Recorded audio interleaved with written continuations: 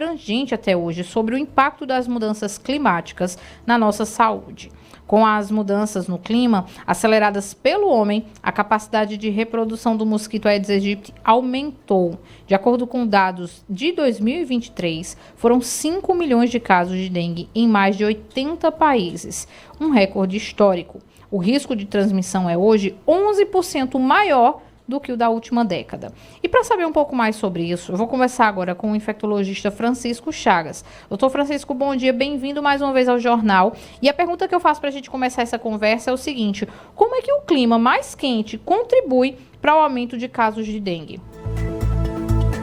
O que é que acontece? Acontece que quando o clima está muito quente, sempre tem aquelas pancadas de espaços de chuva, né? E o que é que o mosquito da dengue precisa? Ele precisa de calor e de água parada, né? Choveu, ficou aquelas poças de lama, aquela água parada ali, eles coloca os ovos lá e eclode muito mais rápido do que com a temperatura baixa. Então, na temperatura alta, a eclosão é muito mais rápida e se dá com muita facilidade. Doutor Francisco, e eu acredito que o foco desse estudo, né, que foi lançado pela Lancet, é justamente falar sobre o impacto que a gente mesmo está causando no nosso planeta, né, e ele está devolvendo para a gente, que são esse aumento de temperaturas e tudo mais. O que eu pergunto a você é o seguinte: como especialista, como uma pessoa, né, que está diretamente ligada da área da saúde, você acredita que uma reversão da situação climática pode acontecer e contribuir para o combate a doenças como a dengue? Perfeitamente, né? O que é que a gente hoje recomenda, né? Recomenda que faça as reservas de carbono, não desmate, né? Estão desmatando demais e fazendo o quê? Carvão, né? Tocando fogo naquelas árvores para fazer carvão. E na Europa é isso que acontece, né? Na China mesmo, naquela região da África, que são regiões endêmicas. Então, grande população, né, e sem reserva de carbono, eles queimando as árvores, destruindo, desmatando, criando um verdadeiro deserto. Então, tudo isso daí favorece ao aumento da temperatura global e faz com que esses mosquitos da dengue, principalmente da dengue, se proliferem muito mais rápido, né, e com maior intensidade.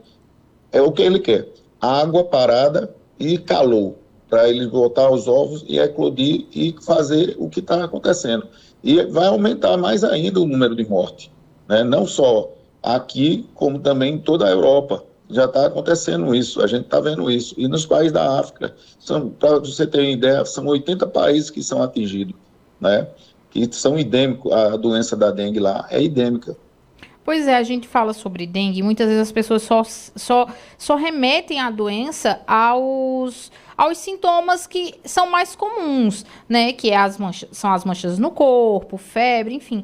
Mas a gente tem que falar também de algo que é mais grave, que é a dengue hemorrágica, que ela pode começar como uma dengue comum e evoluir o quadro e levar o paciente até a morte, né? Perfeitamente. A dengue hemorrágica, você sabe que ela está aí, né? Está presente, onde tem o mosquito do Aedes aegypti, tem a dengue hemorrágica. E quem sofre mais com esse aumento de temperatura são a população de 60 anos acima e as crianças, né? Crianças de idades menores.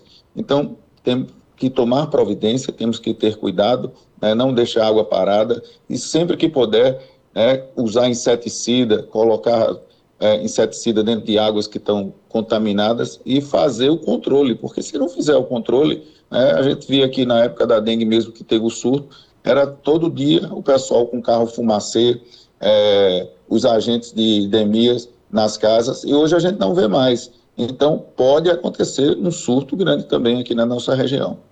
Bom, e é bom a gente frisar também para quem está nos acompanhando que a dengue é uma doença que pode ser combatida, que pode ser prevenida, principalmente, né, doutor Francisco?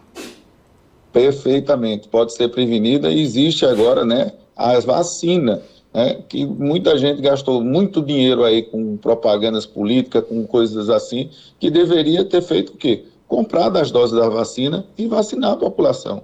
Não custava nada. né? Então, são coisas que a política pública, às vezes, né, sanitária, que é muito mais importante você fazer a prevenção, mas eles preferem fazer o quê? A cura, na hora que aconteceu, aí interna o paciente, o gasto é muito maior. Se fizesse a prevenção, a gente teria outra qualidade de vida. Pois é. Bom, doutor Francisco, e mais uma vez reforçar que a população é parte disso, né? A gente não pode só esperar do governo. A gente espera que o governo faça a sua parte, mas a população também, que é não deixando água parada, recipiente para acumular água, tá sempre limpando os ambientes e principalmente de olho, porque se aparece uma larva ou um mosquito, chamar as autoridades para fazer uma limpeza, colocar o remédio na água para tratar. Tudo isso também é parte do nosso olhar para prevenir, né? Perfeitamente, tem que ter a colaboração de todos, né? A gente está vivendo uma coisa endêmica. Você viu que em um país bem desenvolvido e havendo morte, não é? E imagine aqui, não é? Então tem que se ter cuidado, né?